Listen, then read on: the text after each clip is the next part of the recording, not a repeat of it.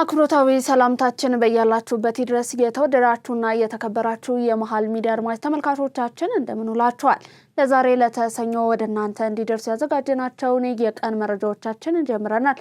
አብራችሁን እስከ ፍጻሜው ድረስ ትሆኑ ዘንድ የአክብሮት ግብዣችን ነው። በቅድሚያም አበይት ርዕሰ ጉዳዮችን የፋኖ የሻለቃ ቲም መሪ በመተከል ዞን እጁን ሰጠ። የጮቄ ተራራ ምሽግ በመከላከያ ሰራዊት ቁጥጥር ስር መዋሉ ተገለጸ። የመጨረሻው ምዕራፍ ላይ ደርሰናል ላሉ ዶክተር ደብረጽዮን ገብረሚካኤል በመቀሌ ህዝቡን እንዲሁም አመራሩን ሰብስበው ማወያየታቸውም ተነግሯል። ተጨማሪውን ይዘናል። ከውጭ ኢራን በሰሜን ኢራቅ በፈጸመችው ጥቃት አንድ የአሜሪካ ወታደር እንደተገደለ እንዲሁም ሌላ ወታደር እንደቆሰለ የሀገሪቱ ማዕከላዊ እዝ አስታወቀ።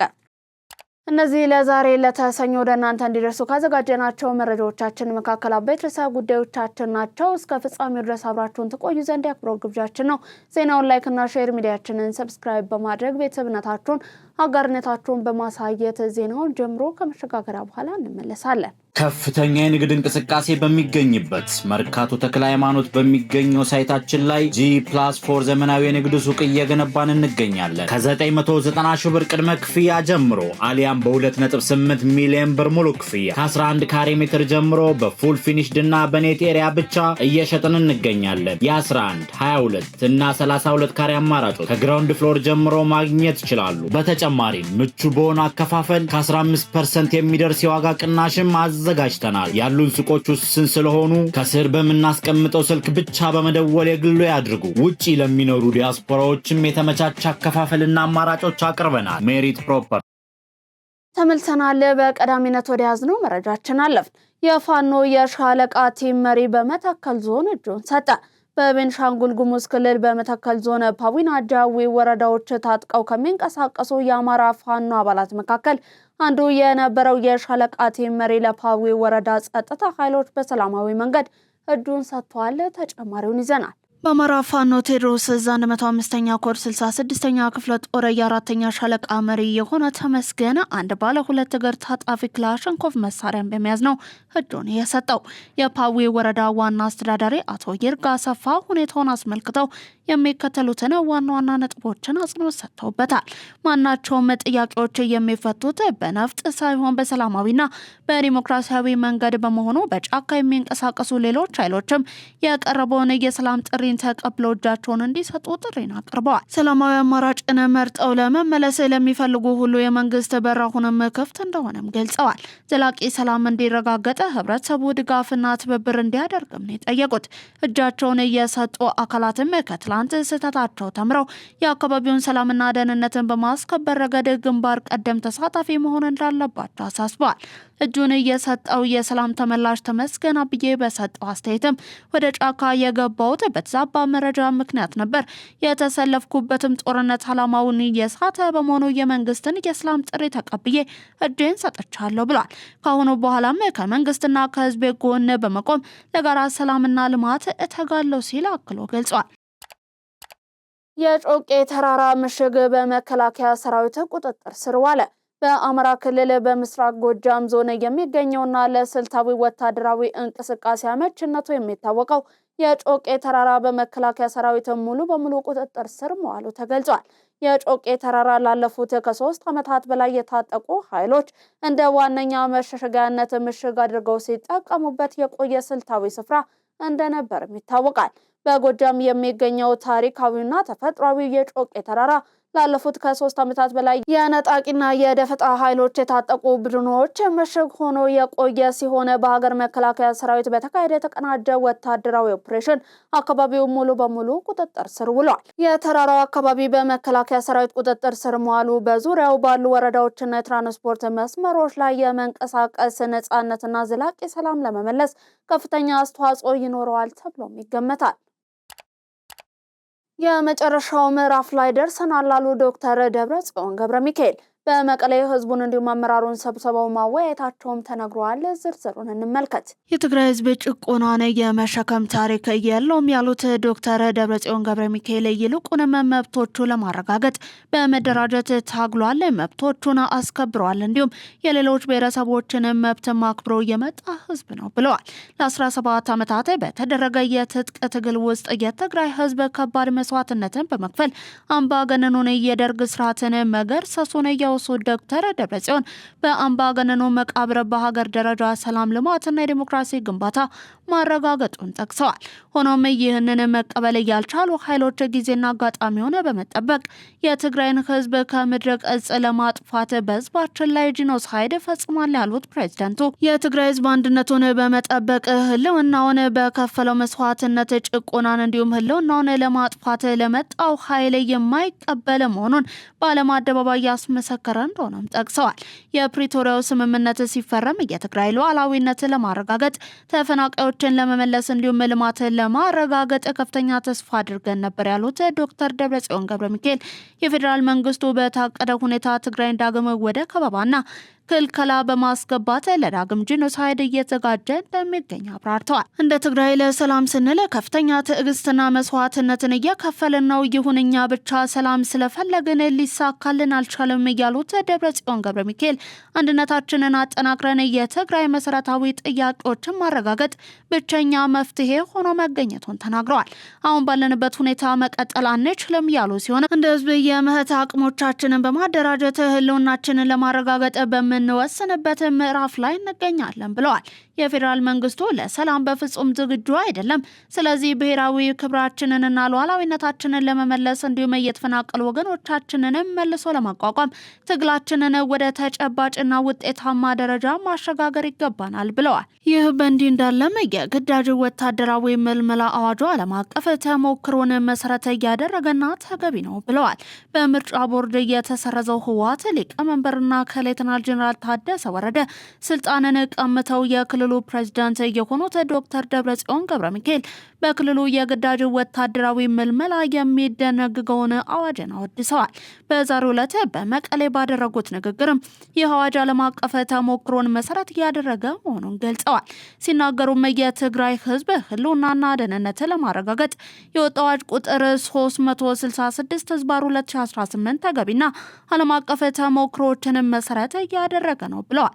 አዋጅ ቁጥር 366 ህዝባር 2018 የግዳጅ ወታደራዊ አገልግሎትን ያካተተና በሞት የሚያስቀጡ ድንጋጌዎችን የያዘ መሆኑም ይታወቃል። 46 ገጾች ባሉት በዚህ አዋጅ እድሜና ጤና የሚፈቅድለት ማንኛውም የትግራይ ተወላጅ የክልሉ መንግስት የሚያቀርብለትን የክተት ጥሪን ተቀብሎ የመሳተፍ ግዴታ እንዳለበትም ይደነግጋል።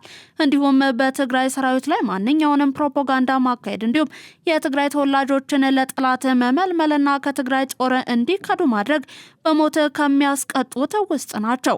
ከጠላት ጋር መተባበርና ምስጢር ማሽለክም እስከ ሞት የሚያደርስ ቅጣት እንደሚያስከትሉ የሚጠቅሰው ይህ አዋጅ በክልሉ ውስጥ ተግባራዊ መሆን መጀመሩም ይታወቃል። ሀገራዊ ምክክሩ አለመግባባቶችን በውይይት በመፍታት ጠንካራ ሀገርን ለመገንባት መሰረት እንደሚጥል የአርባ ምንጭ እንዲሁም የወላይታ ሶዶ ከተማ ነዋሪዎች ተናገሩ። ተጨማሪውን ይዘናል፣ ተመልክተን እንመለስ። በሀገሪቱ ዘመናትን ያስቆጠሩ አለመግባባቶች በውይይት ለመፍታት ቁልፍ መሳሪያ የሆነው ሀገራዊ ምክክር በርካታ ሂደቶችን አልፎ ወደ መቋጫ ምዕራፍ ላይ ደርሷል።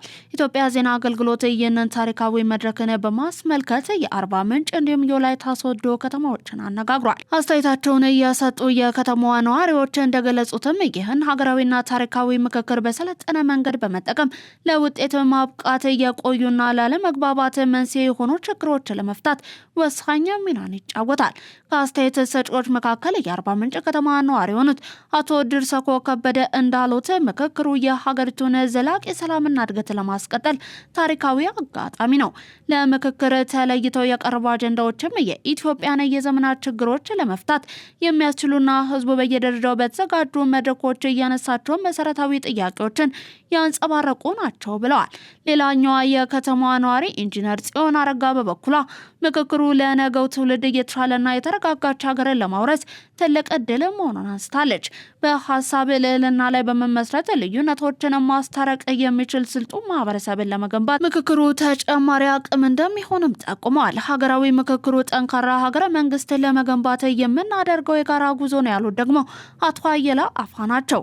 የምክክር አጀንዳዎቹ ለዘመናት የቆዩ ሀገራዊ ችግሮችን በዘላቂነት በመፍታትና በህዝቦች መካከል አንድነትን ለማጠናከር ወሳኝ መሆናቸውን ተናግረዋል። የተጀመረው ምክክር ችግሮችን በሰለጠነ መንገድ በጋራ ተወያይቶ ለመፍታት እንዲሁም አንድነቷ የተጠናከረ የበለጸገች ሀገር ለማጽናት መሰረታዊ ጉዳይ መሆኑን አስረድተዋል። የወላይታ ሶዶ ከተማ ነዋሪ መካከል ወይዘሮ የአብስራ ደለለኝ ለሀገራዊ ምክክሩ የተመረጡት አንኳር አጀንዳዎች በሀገሪቱ የቆዩ ቅሬታዎችን ለመፍታት የሚያግዙ መሆናቸውን ገልጸዋል። ምክክሩ በሀገር ጉዳይ ላይ የጋራ መግባባት ለመፍጠር ወሳኝና ታሪካዊ ዕድል መሆኑን እየጠቀሱት ደግሞ የዚሁ ከተማ ነዋሪ አቶ አሸናፊ ዳንሳ ናቸው። ለቀጣዩ ትውልድ ሰላማዊ ጸና አንድነቷ የተረጋገጠና የበለጸገች ሀገርን ለማስረከብ ሀገራዊ ምክክሩን ውጤታማ ማድረግ እንዲሁም በስኬት ማጠናቀቅ የሁሉም ኃላፊነት ሊሆን ይገባል ብለዋል። በሶማሌ ክልል በትራፊክ አደጋ ህይወታቸውን ያጡ 12 ሰዎችን ለመቅበር የሄዱ 3 ሰዎች በአፈር መደርመስ አደጋ ህይወታቸው አለፈ። በሶማሌ ክልል ፋፈን ዞን ቀብሪ ባህያ ወረዳ በተከሰተ ከባድ የመኪና አደጋ በሰው ህይወትና በንብረት ላይ ከፍተኛ ጉዳት ማድረሱ ይታወሳል። አደጋው ሊከሰት የቻለው እሁድ ረፋድ 3 ሰዓት ላይ አንድ አይሱዙ መኪና ፎርስ ተብሎ ከሚጠራው ሌላ ተሽከርካሪ ጋር በመጋጨቱ ምክንያት ሲሆን በዚህ አሳዛኝ አደጋ የ12 ሰዎች ህይወት ወዲያውኑ አልፏል። በተጨማሪም በአደጋው 3 ሰዎች ላይ የአካል ጉዳት እንደደረሰባቸው ነው የተሰማው። የደረሰውን የትራፊክ አደጋን ተከትሎ በቀብር ላይ በነበሩ ወገኖች ላይ የመቃብር ቦታ አፈር ተደርምሶ ተጨማሪ የ3 ሰዎች ህይወት ሲያልፍ ከ10 በላይ ሰዎች ላይ ጉዳት መድረሱን የክልሉ ኮሚኒኬሽን ገልጿል። ቢሮ ባወጣው መግለጫ መሰረት ህይወታቸውን ያጡትን ወገኖችን ለመቅበር እየተደረገ በነበረው የቀብር ስነ ስርዓት ደግሞ ሌላ አሳዛኝ ክስተት ማጋጠሙን ገልጸዋል። የቀብር ስነ ስርዓት በመፈጸም በነበሩ ሀዘንተኞች ላይ የመቃብር ቦታ በመደርመሱ ህይወታቸውን ካጡት 3 ሰዎች በተጨማሪ ከ10 በላይ ሰዎች ጉዳት ማስተናገዳቸውን የተገለጸው። በኦሮሚያ ክልል የዳኝነት አገልግሎት አሰጣጥን ዲጂታላይዝ የማድረጉ ተግባር በርታች ውጤትን እያስገኘ መሆኑን የክልሉ ጠቅላይ ፍርድ ቤት ፕሬዝዳንት አቶ ጋዛሊ አባ ሲማል ገለጹ። በ6ኛው የጨፌ ኦሮሚያ 5ኛ ዓመት የስራ ዘመን 11ኛ መደበኛ ጉባኤ ላይ የኦሮሚያ ክልል ጠቅላይ ፍርድ ቤት የስራ አፈጻጸም ሪፖርት ቀርቧል። ሪፖርቱን ያቀረቡት የጠቅላይ ፍርድ ቤቱ ፕሬዝዳንት የሆኑት አቶ ጋዛሊ አባ ሲማል በክልሉ ፍትሃዊና ተደራሽ የዳኝነት አገልግሎትን ለመስጠት በተከናወኑ ተግባራት አበረታች ውጤቶችን መገኘታቸውን ገልጸዋል። በዚህም የፍርድ ቤቶችን የማስፈጸም አቅም ከመጨመሩ ባሻገር መዝገቦች ሳይጓተቱ በተቀመጠላቸው ጊዜ ውስጥ ተመርምረው ውሳኔ እንዲያገኙ መደረጉን ለአብነት ጠቅሰዋል።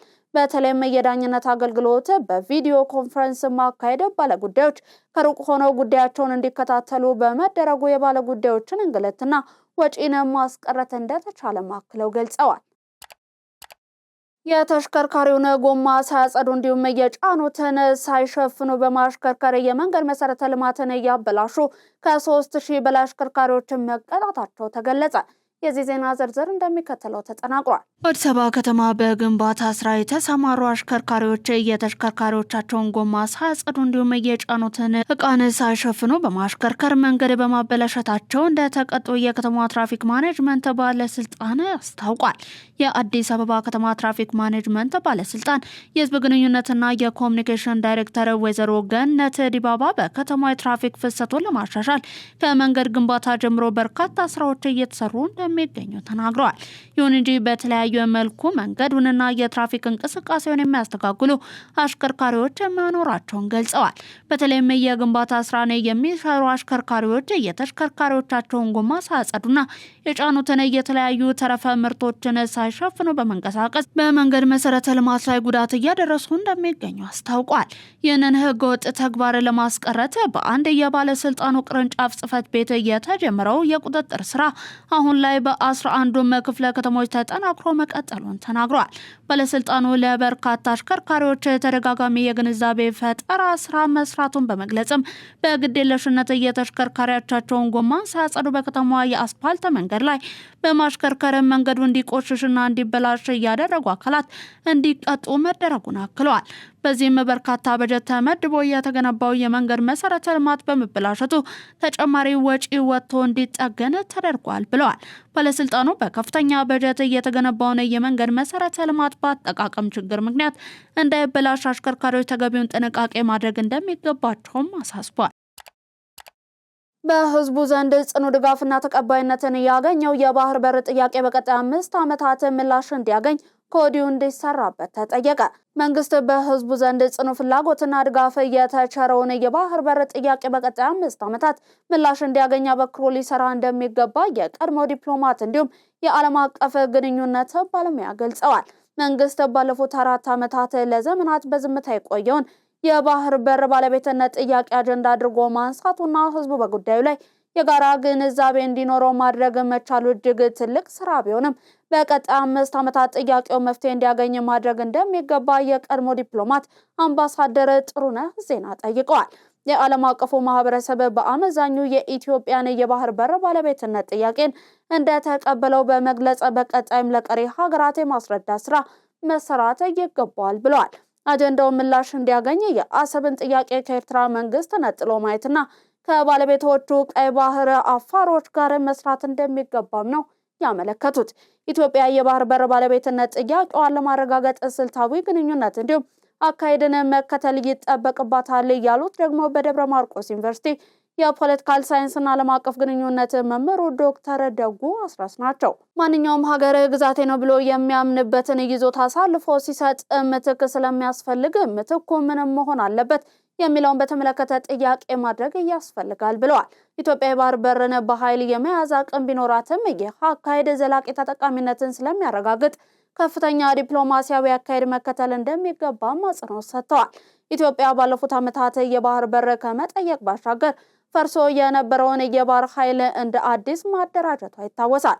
በቀጣይ 5 ዓመታት የመንግስት የስልጣን ዘመንም የባህር በር ጉዳይ ቅድሚያ ከሚሰጣቸው ጉዳዮች መካከል አቅጣጫዎች ዋነኛው ይሆናል ተብሎ እንደሚጠበቅም ነው ባለሙያዎች የገለጹት። የተወደዳችሁ የመሃል ሚዲያ አድማጭ ተመልካቾቻችን እየተመለከታችሁ የምትገኙት ለዛሬ ለተሰኞ ወደ እናንተ እየደረሰ የሚገኘውን ቀን መሃል ዜናችንን ነው።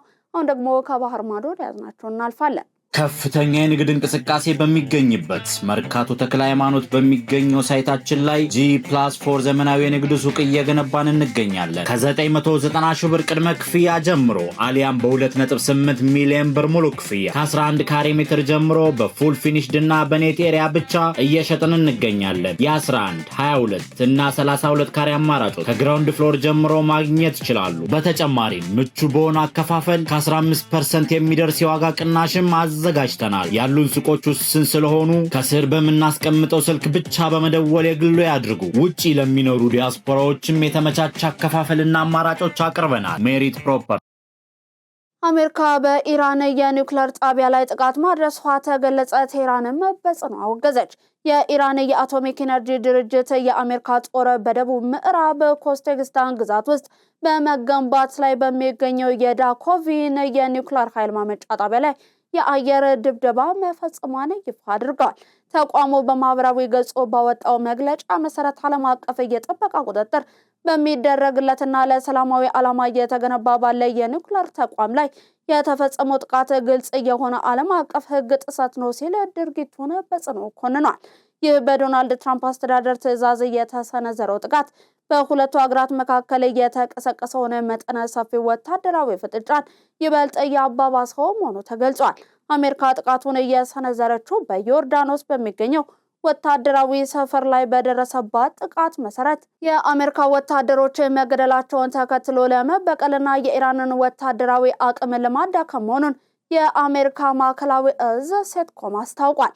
በጉዳዩ ላይ መግለጫ የሰጠው ዓለም አቀፍ የአቶሚክ ኢነርጂ ኤጀንሲ በበኩሉ ጥቃት የተሰነዘረበት የዳኮቪን የኒውክሌር ጣቢያ ገና በቅድመ ግንባታ ደረጃ ላይ የሚገኝና ምንም አይነት የራዲዮ አክቲቭ ወይንም የኒውክሌር ቁስ ያልነበረበት መሆኑን አረጋግጦም በጥቃቱ ምክንያት ሊከሰት የሚችል የጨረር አደጋ እንደሌለ አስታውቋል። በአካባቢው ያለውን ውጥረት ከፍተኛ ደረጃ ላይ በመድረሱ ምክንያትም በተነሳው ሁለቱ ወገኖች በኒውክሌር ተቋማት ዙሪያ ከማንኛውም ወታደራዊ እርምጃ እንዲቆጠቡ ነው ኤጀንሲው ያሳወቀው። ኢራን በሰሜን ኢራቅ በፈጸመችው ጥቃት አንድ የአሜሪካ ወታደር እንደተገደለ እንዲሁም ሌላ ወታደር እንደቆሰለ የአገሪቱ ማዕከላዊ እዝ አስታወቀ። የአሜሪካ ማዕከላዊ እዝ እንደገለጸው ከሆነ ወታደሩ የተገደለው ተመቶ የወደቀ የኢራን ድሮንን ለማፈንዳት በተደረገ ሙከራ ወቅት ነው። ሌሎች ብዙ የአሜሪካ ወታደሮች የአካል ጉዳት እንደደረሰባቸውም ነው አክሎ የገለጸው። ኢራን እንዲሁም አሜሪካ ለተከታታይ 8 ቀናት የተኩስ ልውውጥ ማድረጋቸውን ቀጥለዋል። ባለፉት ቀናት ሁለቱ ወገኖች መሰረተ ልማት ላይ በደረሱ ጥቃቶች አንዳቸው ሌላቸውን ሲከሱ ቆይተዋል። ዋሽንግተን በኢራን ወደቦች ላይ እገዳ ስትጥል ቴህራን የሆርሙዝ ወሽመጥን ዘግታለች። ኢራን በባህረ ሰላጤው በሚገኙ የአሜሪካ የጦር ሰፈሮች ላይ የምታደርሰውን ጥቃትም ቀጥላለች። የአሜሪካ ጦር እንዳለው በኢራን ላይ የወሰደ ያለው እርምጃ ሀገሪቱ የንግድ መርከቦች ላይ ጥቃት የምታደርስበትን አቅም ለማዳከም ያለመ ነው። ኢራን በዮርዳኖስ ባደረሰችው ጥቃት 2 የአሜሪካ ወታደሮች ሲገደሉ አንድ ወታደር እየደረሰበት እንዳልታወቀ መግለጹ ይታወሳል። የኢራን እስላማዊ አብዮታዊ ዘብ በዮርዳኖስ ላደረሰው ጥቃት በጽኑ እንደሚቀጣም አክሏል። እስካሁን ድረስ የተገደሉ የአሜሪካ ወታደሮች ቁጥርም 17 ደርሷል። የተወደዳችሁ የመሃል ሚዲያ አድማጭ ተመልካቾቻችን ለዛሬ ለተሰኞ ወደ እናንተ እንዲደርሱ ያዘጋጀናቸውን የቀን መረጃዎቻችንን እናበቃን። እስከ ፍጻሜው ድረስ አብራችሁን ስለነበራችሁ እጅግ እናመሰግናለን። ዜናውን ላይክ እና ሼር፣ ሚዲያችንን ሰብስክራይብ በማድረግ አጋርነታችሁን ቤተሰብነታችሁን ታጠነክሩ ዘንድ የአክብሮት ግብዣችን ነው። ከዩቲዩብ ባለፈ በፌስቡክ፣ ቴሌግራም እንዲሁም ቲክቶክ ገጾቻችን ተጨማሪ የመሃል ሚዲያ ይዘቶችን መመልከት ትችላላችሁ። በእኔ ቦታ በቃው። ሰናይ ቀን ተመኘን።